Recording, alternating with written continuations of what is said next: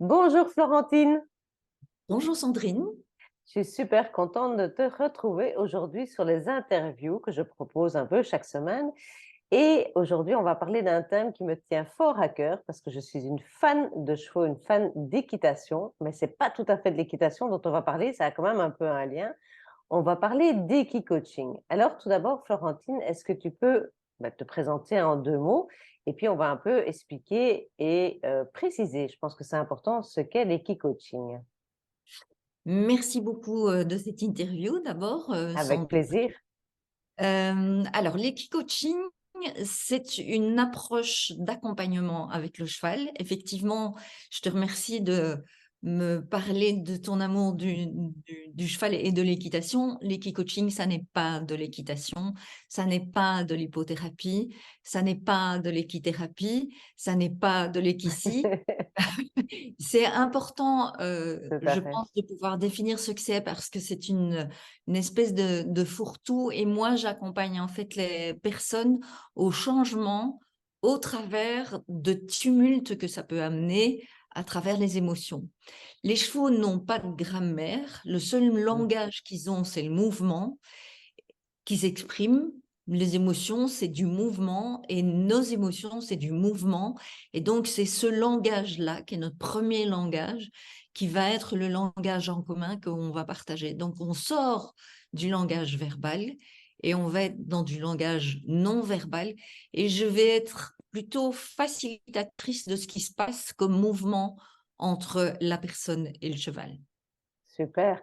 Mais alors tout ça, je peux comprendre, hein, ce que tu expliques, mais alors si on rentre vraiment, je dirais, dans le concret, hem, quelqu'un qui va venir te voir, donc avant d'expliquer une séance, on va plutôt dire, quel type de personne va venir te voir? Est-ce que donc ça, j'ai bien compris que ce ne sont pas des cavaliers qui veulent, on me laisse les cavaliers de côté, ça va être plutôt des personnes qui veulent ce contact avec le cheval, mais pour régler quel type de problème, en fait? Alors, c'est un peu, on va dire que je ratisse large, parce que ça peut être un problème de burn-out, ça peut être un problème de reconversion professionnelle, ça peut être un problème, relationnel, familial, de couple, d'amitié. Alors, Mmh. pourquoi autant, de sujets différents? C'est que si moi je dis: «Je peux vous accompagner au burn-out», le cheval, lui, va m'emmener sur un autre terrain qui est forcément, il y a un petit peu de la notion du burn-out dedans, mais il va emmener la personne directement là où elle a besoin d'évoluer, à savoir la notion de pouvoir retrouver, savoir comment se faire plaisir et d'abandonner le perfectionnisme, qui sont effectivement 2 éléments qui ont peut-être amené au burn-out, mais dont la personne n'avait pas conscience.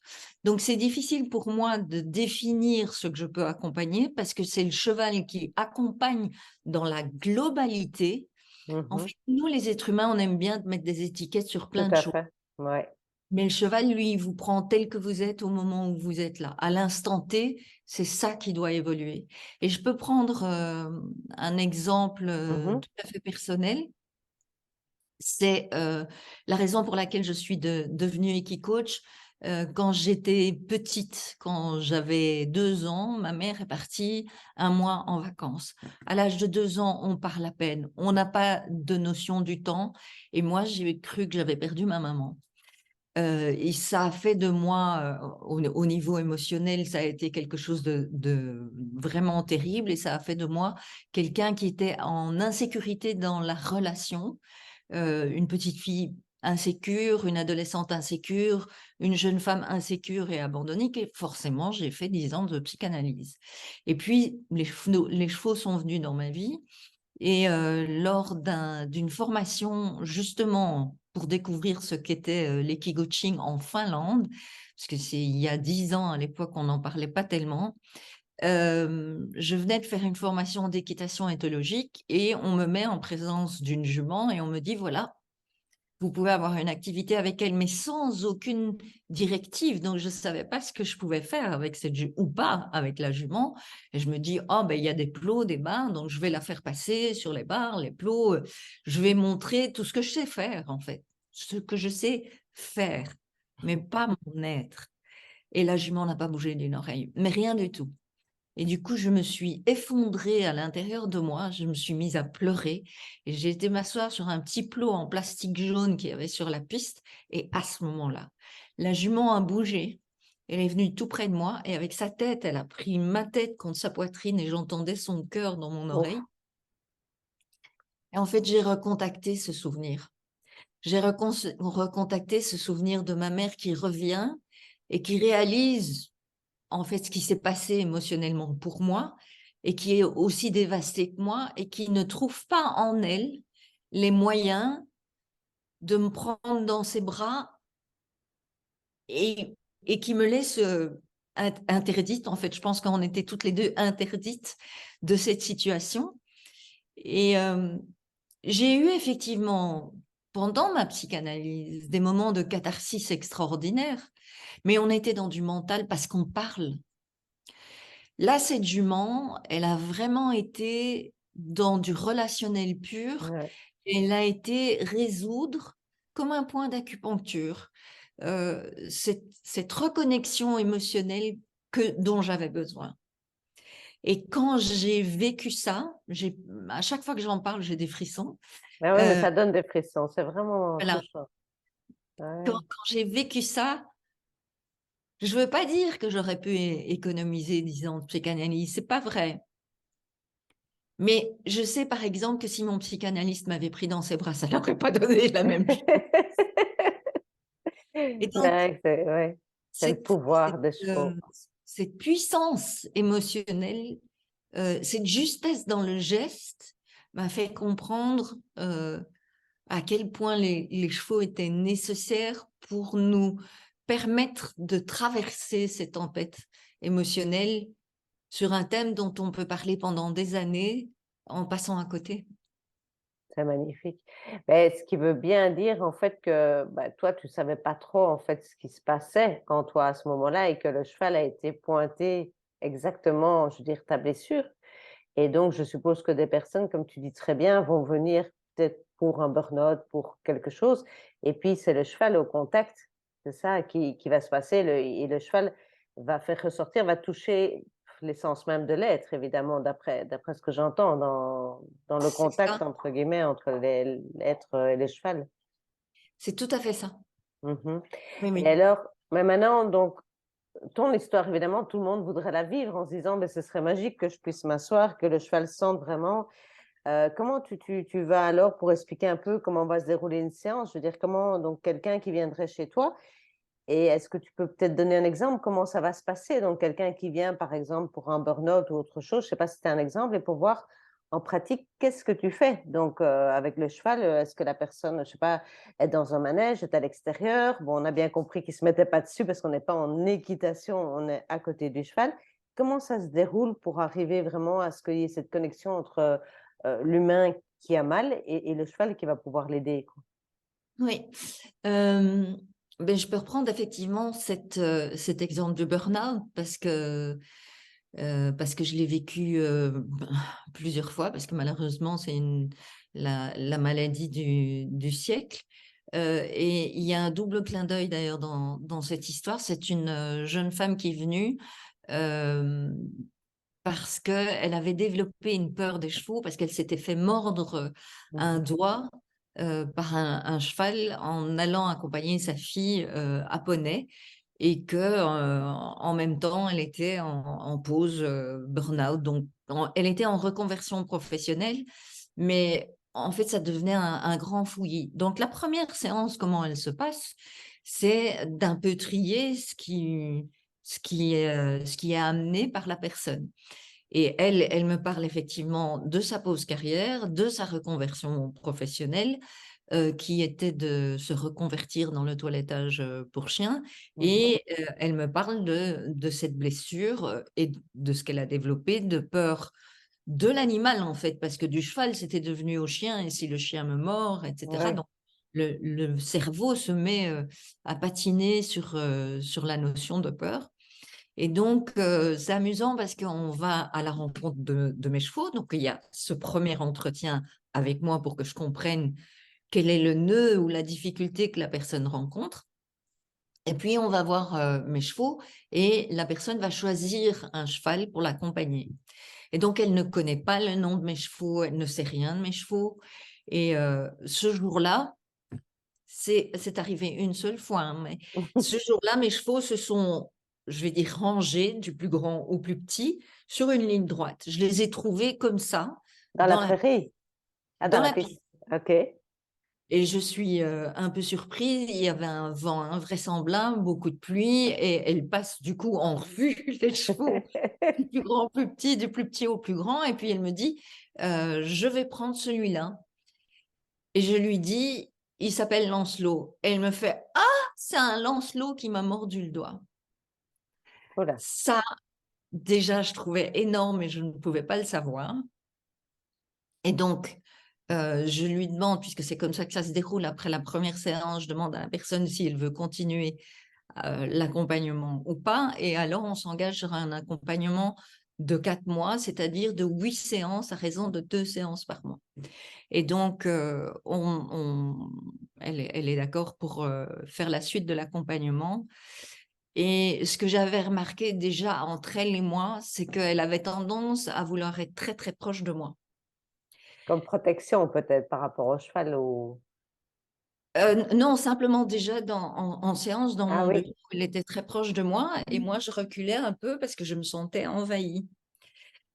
Et je me suis dit qu'il y avait une notion de distance qui était dans le si j'ai pas peur, je vais montrer que j'ai pas peur, donc je vais aller très près. oui. Et en fait, c'est ce que j'ai fait dans les séances suivantes, c'est que je l'ai amené à identifier où étaient ses limites physiques, parce que le mental était tout le temps en train de tourner. Et donc, de comprendre qu'en identifiant au niveau de son ressenti ce qui était acceptable pour elle, elle allait plus pouvoir aller à l'intérieur d'elle-même, Ouais. mais aussi pouvoir retrouver ce qui était juste pour elle dans ce qu'elle faisait. Et effectivement, dans sa vie familiale, elle ne travaillait plus à ce moment-là, ben, elle était à la maison, elle était dévouée pour les autres, mais elle n'était jamais dévouée pour elle-même. Donc, on a travaillé petit à petit à remettre du plaisir dans sa vie. Donc, qu'est-ce qui lui faisait plaisir? Eh bien, c'était de prendre un bain en lisant un livre. Mais même ça, elle ne s'autorisait pas. Et donc, on a mis toutes ces petites choses en place et systématiquement, on allait revérifier avec le cheval que ces solutions-là qu'elle choisissait, comme de prendre un bain en lisant un livre, c'était quelque chose que le cheval approuvait, entre guillemets, dans son évolution. Et ça m'intéresse si je peux te couper 2 minutes, c'est comment Bien est-ce que sûr. le cheval va approuver? Donc vous travaillez peut-être dans ton bureau, voilà, vous avez une séance dans le bureau, puis vous allez près du cheval et comment tu vois que qu'il y a une Et là, approbation? en fait, je lui ai avant de rentrer dans le paddock ou dans la piste où se trouve le cheval, je vais lui demander de fermer les yeux et de se centrer sur elle-même et d'identifier quelles sont ses émotions, puisque le travail est presque toujours sur l'intelligence émotionnelle. Et donc, je vais lui demander après de se projeter, de visualiser qu'elle est en train de prendre un bain, en train de lire un livre. Et je vais aussi lui demander, parce que je ne le sais pas moi-même, comment le cheval va lui dire que c'est la bonne solution pour elle de passer par cette OK. étape-là. Et elle va me répondre, mais le cheval va me regarder ou le cheval va marcher vers moi. Et quand le cheval fait ça, alors à ce moment-là, ben, il n'y a plus grand-chose à prouver. L'émotion, elle prend des dimensions énormes et ça permet à la personne de prendre sa place, de mettre son costume d'elle-même Oui, oui, et de tout ne à plus fait. prendre la peau de quelqu'un d'autre. Et, euh, et donc, c'est systématiquement le cheval qui valide ou non la solution. Et à la fin de cet accompagnement-là, ce que j'ai trouvé absolument extraordinaire, c'est que je me suis dit, tiens, je vais aller la mettre pour cette dernière séance en présence de tout le troupeau et de voir si elle est à même de pouvoir poser ses limites quand les chevaux vont venir ou pas. Ou Et pas. donc, elle est rentrée dans la prairie et là, le cheval qui l'a accompagnée, donc Lancelot, est venu près d'elle. Puis il s'est éloigné et les autres chevaux sont venus.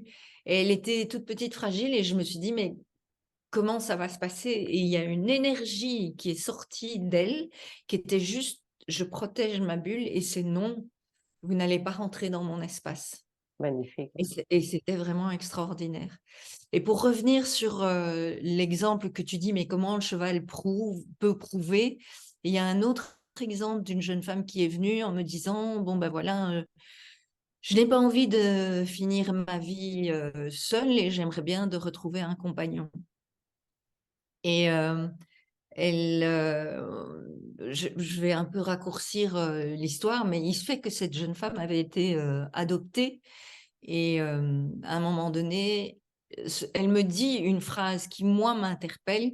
Elle me dit, j'ai envie de me retrouver dans le regard de l'autre. Et je me suis dit, le regard de l'autre, mais quel est le premier regard que l'on a? C'est le regard de la maman. Et c'est là que je lui demande comment ça s'est passé avec votre mère. Et à ce moment-là, elle me dit, mais je n'ai pas de souvenir de ma maman puisque une, Adopté. je suis adoptée. Et là, elle me dit, sa solution, c'était, mais je vais retourner, je vais demander à ma mère adoptive où j'ai été adoptée et voir si éventuellement je pourrais rencontrer ma mère biologique. Ouais. Et donc, on va dans la piste, il y a mon cheval qui était d'un côté et elle de l'autre, et je lui demande comment est-ce que le cheval va approuver, valider que c'est la bonne solution pour vous. Et elle me dit, eh ben, il va faire un signe affirmatif. Elle a à peine terminé ça. Le cheval qui lui tournait le dos se tourne vers elle, mais il y avait 5 mètres de distance. Il garde cette distance et il fait ça avec sa tête. Mais non. Il ne l'a plus jamais fait après. C'est fort, hein? C'est immense, c'est vraiment immense. Et donc, voilà, Ça explique je peux en bien. donner des tonnes, hein, Oui, mais oui, oui. Je on n'a pense que qu'on. 4-5 minutes d'interview, mais le Voilà, et puis on type écouterait ça d'exemple, pendant j'en des ai. heures. C'est Oui, magique, hein? oui, C'est vraiment magique. tout à Bah, fait. ça résume bien, je trouve, ce que c'est l'équi-coaching. C'est vraiment ce travail et avec cette approbation du cheval. Mais on dit toujours que le cheval ressent tellement les choses, ça. Je veux dire, même à des cavaliers, on leur dit ça. Donc, c'est la base de la base. Donc, je Ah, veux mais dire, j'ai accompagné des cavaliers sans jamais voir leurs chevaux. Ils venaient travailler avec mes chevaux, mais sur leurs problématiques leur aussi. problématique, tout à fait. Non, non, tout à fait. Ben, écoute, je trouve ça vraiment passionnant et je pense que ça peut vraiment aider, je dirais, même des ados, des enfants. Enfin, c'est nos limites, je dirais nos limites au niveau des problèmes, nos limites aussi au niveau des âges. Oui.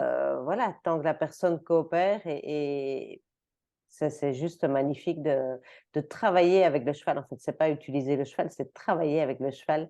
Et le cheval devient, c'est le cheval qui accompagne en fait la personne, quoi. Ah oui, pour moi, c'est un collègue de travail plus doué que moi, parce que justement, il ne parle pas. Toi, tu fais peut-être la traduction simplement et puis, C'est voilà, ça. ouais, c'est vraiment Ça, ça. c'est intéressant ce que tu dis parce que au Québec, par exemple, on peut pas utiliser le terme d'équi-coaching parce que c'est un terme qui est anglophone, Mmh. mais le terme facilitateur équin est Ouais, accepté. Et je trouve que la posture est plus juste en disant facilitateur équin. Par contre, quand moi j'ai débuté il y a 10 ans et que je parlais de facilitateur équin, ouais, déjà le mot facilitateur, il n'y avait plus personne. Et si je rajoutais équin derrière, alors là, c'était ben, voilà. non, je pense que, en tout cas, je vous encourage à écouter cette interview et à le partager parce que ça montre vraiment bien la puissance. de l'équi-coaching comme quoi l'animal est tellement magnifique. Ici, on a parlé des chevaux, mais à mon avis, voilà, avec différents animaux aussi, ça peut se passer. Mais ici, Mhm. vraiment, Florentine est spécialisée dans l'équi-coaching. Florentine, on peut te retrouver sur un site internet pour ceux qui veulent avoir plus d'informations ou avoir un appel avec toi pour un peu voir un premier contact, je suppose, voir s'ils peuvent voilà, démarrer peut-être une séance avec toi pour déjà prendre contact et voir ce qu'il en est. Oui, oui, oui, tout à fait. En fait, il suffit d'aller sur mon site internet qui est www.chevalliance.eu et vous allez dans la partie contact et là, vous allez pouvoir prendre un rendez-vous directement. Sinon, vous pouvez me téléphoner aussi, c'est aussi bien. Je suis peut-être un peu moins disponible au téléphone, mais ce sera Super. avec plaisir de toute façon. Ah ben, super. Un grand merci, Florentine. C'était super Merci, passionnant en Sandrine. tout cas. Et merci pour tous ces frissons que tu as donnés durant toute l'interview. C'était Merci fabuleux, quoi. beaucoup. Merci. Bonne journée, hein. Au revoir. Bonne journée, au revoir.